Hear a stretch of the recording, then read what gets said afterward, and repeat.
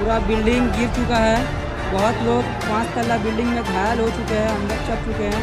बहुत किसी को यूनिकॉर्न हॉस्पिटल में ले आकर के भर्ती कराया गया है।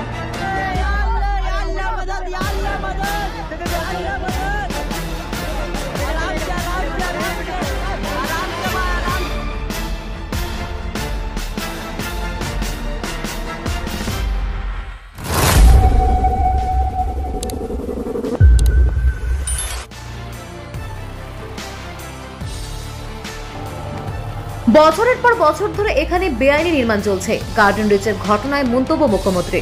কলকাতা কর্পোরেশনের 134 নম্বর ওয়ার্ডে গার্ডেন রিচের পাহাড়পুরে বহুতল বিপর্যয়ের ঘটনায় উদ্বিগ্ন মুখ্যমন্ত্রী। ঘন জনবসতিপূর্ণ এলাকা, বছরের পর বছর ধরে এখানে বেআইনি নির্মাণ চলছে জানান মুখ্যমন্ত্রী।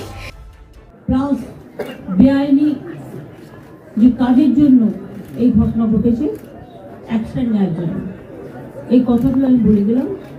আমি একটু এখান থেকে হসপিটালে যাব, কারণ পরিজনরা হসপিটালে আছে, তাদের সাথে একটু দেখা করব।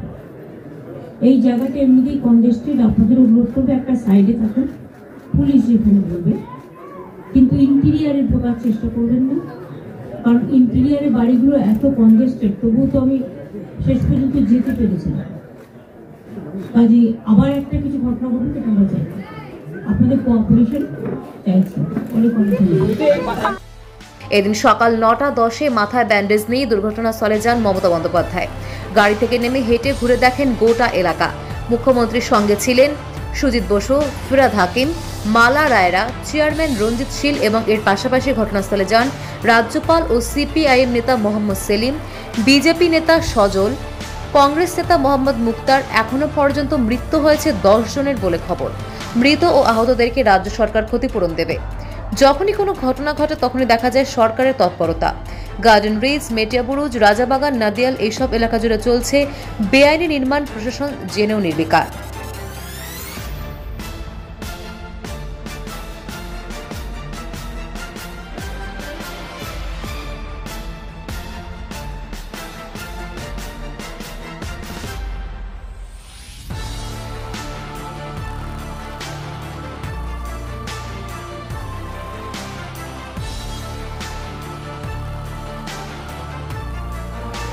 এই ঘটনার সাংবাদিকদের উপরে স্থানীয়রা মুখ খুললে পুলিশের সামনে কাউন্সিলরের লোকজন এবং প্রমোটাররা লোকজন মিলে আক্রমণ চালায়।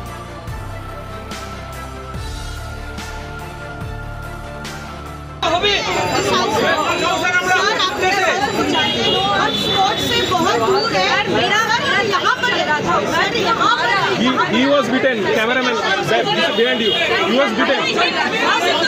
अरे देखो ए आपकी हमारे पकड़ पकड़ो बच्चा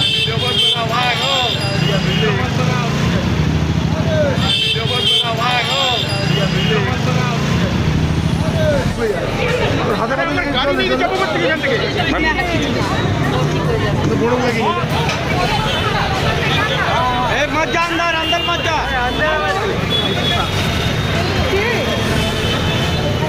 রেস্কিউ কাজ চলছে, কেটে কেটে বার করা হয়েছে, 2 জন মারা গেছে। এখন আশা করছি যে যারা আছে তাদের মধ্যে বেশিরভাগই মানে কথা হচ্ছে, কিন্তু তাদের চেক আপের জন্য নিয়ে যাওয়া হচ্ছে। ইনজোর্ডদের এখানেও কিছু রাখা হয়েছে 7 জন, আর বাদবাকি এসএসকেএমে নিয়ে যাওয়া হচ্ছে। আর এসএসকেএম থেকে অলরেডি 8 জনকে ছেড়ে দিয়েছে প্রিলিমিনারি ট্রিটমেন্ট করে। রেস্কিউ কাজ চলছে, দেখা যাক। আমি আশা করছি যে ওদের সাথে কথাবার্তা হচ্ছে, জলও খাওয়ানো হচ্ছে, ফোনও করছে, কেউ ফোনও করছে। তো ওদের যদি বার করে নিয়ে আসা যায় তাহলে আমার। এখনো পর্যন্ত কতজন উদ্ধার হয়েছে? প্রায় 15 জন, 7 আর 15 জন। আরও এর ভেতরে যাদের সাথে কথা হচ্ছে আরও 4-5 জন আছে। সর্বোপরি সকল যে প্রশাসনিক যারা কর্তারা এখানে আছেন, পুলিশ হোক, ফায়ার ব্রিগেড হোক, এনডিআরএফ বলুন বা রাজ্যে ডিজাস্টার ম্যানেজমেন্ট গ্রুপ যারা রয়েছেন, প্রত্যেককে কাঁধে কাঁধ মিলিয়ে এখন মানুষের যারা এখানে ফেসে আছেন তাদেরকে উদ্ধার করতে হবে। এটাই আমরা প্রত্যেকে মিলে এটাই চাই।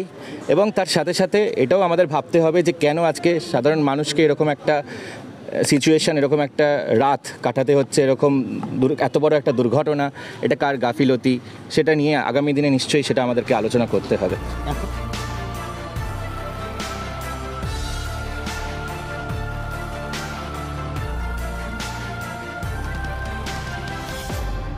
কলকাতা গার্ডেন রিচ থেকে এমডি জিলানির রিপোর্ট, আরপিটিভি নিউজ বাংলা।